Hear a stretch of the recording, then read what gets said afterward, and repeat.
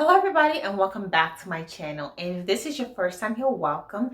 This is Essential Patience and I am Patience.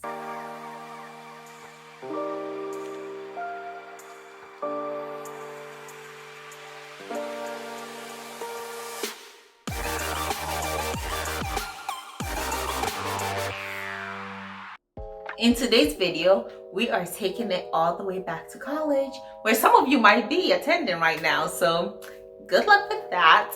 But I'll be discussing 10 ways to lose money in college. And of course, losing money is not good, but sometimes we don't know when we are. So here are just 10 ways to identify you might be losing money in. Number one is housing, so dorms and apartments. That is one of the largest costs, probably the second largest cost for most students during their college education. Dorms can be very expensive, especially if you're living in a city. And sometimes a misconception is that living off campus is cheaper. As a person who went to school in DC, I can confirm that that's not always true. There were a lot of dorms that you could have gotten like $5,000 per semester, whilst trying to rent an apartment in DC for $1,000 a month.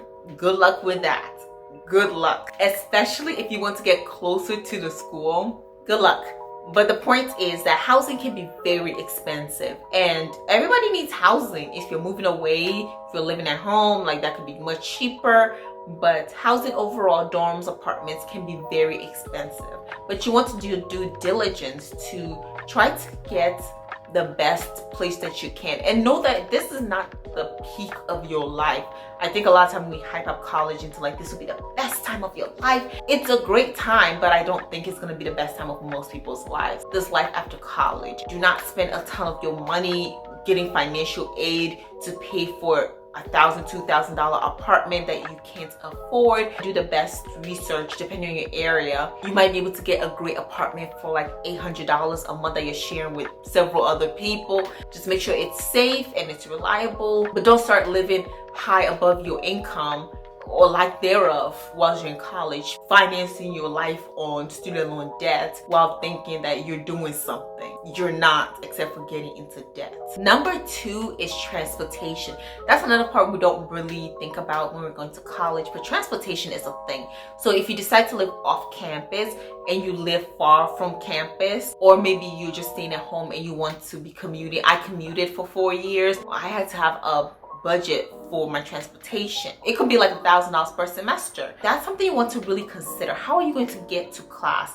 Sometimes you're late. Are you going to take the bus, subway, Uber? What does the transportation in your area look like? If you're going to school in a place like Texas, like I live around here and I don't see practically any public transportation. And even if they are, I don't think they're as reliable as say DC, Maryland, Virginia area. If you're going to school in a place like New York, of course the subway is very reliable where you don't need a car. But if you're in the middle of Ohio, you probably would need a car. So make a transportation budget.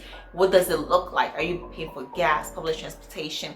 And basically make sure that you are in the best position that you can, but you're not spending and wasting money. Example, if you can wake up in the morning and take the bus, do so instead of calling an Uber to get to school. I know for me, an Uber from my house to university was probably almost $30 a day, and I went to school for most times 5 days a week, sometimes 4. But imagine if I was spending $30 a day to go to school and $30 to come back. That's $60 a day, and that would have been $300 a week just to go to school. And we had about 16 weeks, and then we had finals, so that would have been so much money just to go to school. So instead, I got up early, took the bus, took the subway, made it to school, and it cost me about $10 a day, I would say, in total between buses and subway, and that was about $50 a week. So that's still expensive, but that was a fraction of what I would have paid had I started taking Ubers. Also, don't forget plane tickets. If you're moving or going to school out of state, you know that you have to pay for a plane ticket to go, to come back. Maybe you want to come back for Thanksgiving break, Christmas break, Easter break. So factor that all in because it's come from somewhere. The third way to lose money is textbooks.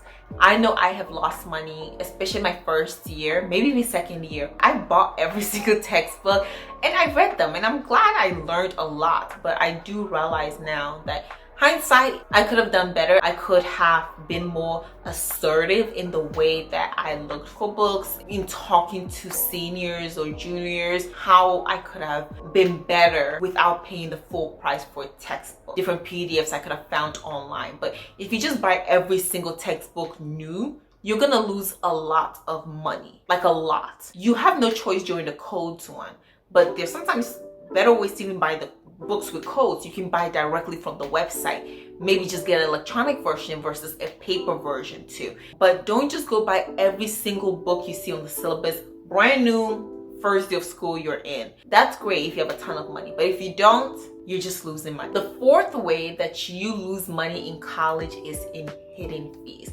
Some of these you can help, most you can't. So a lot of fees are gonna come, whether it's lab fees, orientation fees, enrollment fees, endowment fees. You can watch my videos on the cost of college, true cost of college. I've also done a few more on how much college costs and all the ridiculous cost that comes with it. At this point, college is more expensive than it probably has ever been. There are a lot of hidden costs in there and you're gonna lose money in there, but there are some other ways that you can help it. For example, health insurance. Some schools now give you the option to opt out of paying health insurance, and if you're in your parents' health insurance, I think that might be a good possibility. During my first and second year at Howard, it was mandatory and it was over $700 per semester. When it moved to $2,000 per semester, we were able to opt out, and I did. I opted out as quickly and as expeditiously as I could. So you may want to ask around, is this fee mandatory? And then maybe you may want to consider opting out if you could, but a lot of times they're not going to tell you if you don't ask. So ask and you shall receive an answer. The fifth way to lose money while in school is over borrowing your student loans. In the moment, you might seem like you're getting more, but when you realize the interest rate on it, especially private student loans, you are losing money by borrowing more. I always encourage students to do their due diligence when going to school by applying for scholarships, different financial aids. Do what you can. Take up some internships, whatever you can to lower your burden and lower the amount of loans you're gonna need if you do end up needing loans. Don't over borrow. I could have borrowed so much money had I chosen to do so because the money was there readily to give to me. I knew I didn't want it, even though sometimes I needed it. I found alternatives and I just worked hard in different ways to get the money through scholarships, working during school time, working during the summers to make sure that I was able to come up with that money. But don't over borrow your student loan. Thinking you're getting a $5,000 refund check sounds good right now, but in the future, when it grows to you owing $8,000, $10,000, you may want to reconsider. And it's a slippery slope because a lot of times you might get a few thousands every single semester. So let's say you get $5,000 every semester as a refund check. That might be a lot for some people. Some people it's actually really normal. That's $10,000 during the school year. They're in school for 4 years, so you come out and now you have $40,000 just in refund checks that you owed. And this does not even include the other money that you owe. And that's interest is going to add up real quickly. Do not use your student loans to fund your lifestyle. It is for your education, not so that you can live in a high-rise apartment whilst being a broke college student. Number 6 is stress shopping. So even during times where you're in school, I'm going to say still treat yourself, like be kind to yourself. It's difficult. Anybody who's gone through a degree, just like anything else in life, it is challenging. Do not fall for retail therapy. Do not try to get a credit card. I know a lot of schools have credit card companies come or they're like around, like vultures, just trying to give you a credit card when you know you don't have a job, you don't have any significant income coming in, and here you are with that credit card at 12 a.m. after studying and writing your 12-page paper, buying things to soothe yourself. Go to actual therapy. Retail therapy will cost you. You will lose so much money. This is money you can do other things for. You can start paying off your student loans. You can put it towards your future. You can do much better things than for retail therapy. It's very stressful, but don't go stress shopping. Don't go stress buying a ton of things, like whether it's clothes, shoes, food. Always make sure that you are being intentional as much as possible, even in stressful situations. And this also leads to number 7, which is food. There might be the impulse buying of snacks and foods, but also just generally not having any type of food budget can be very destructive in college. All colleges offer meal plans from my knowledge, but then there are different types of meal plans and how much is going to cost you extra, because it's very seldom that you eat every single meal in the dining hall and you have no other food costs at all. You're going to buy some food, whether it's on the weekend, whether it's just snacks, whatever it is. But don't inflate your lifestyle by fine dining in college when you don't have any money. And don't spend all your money on snacks and foods. I encourage you to have a food budget. Even if you have a meal plan, maybe you want to designate $50 a week towards other foods and snacks. Look at your situation, how much you can afford. Make that as a budget, as a goal, rather than just going in thinking you're going to eat every single meal at the dining hall and you're gonna have no other food costs.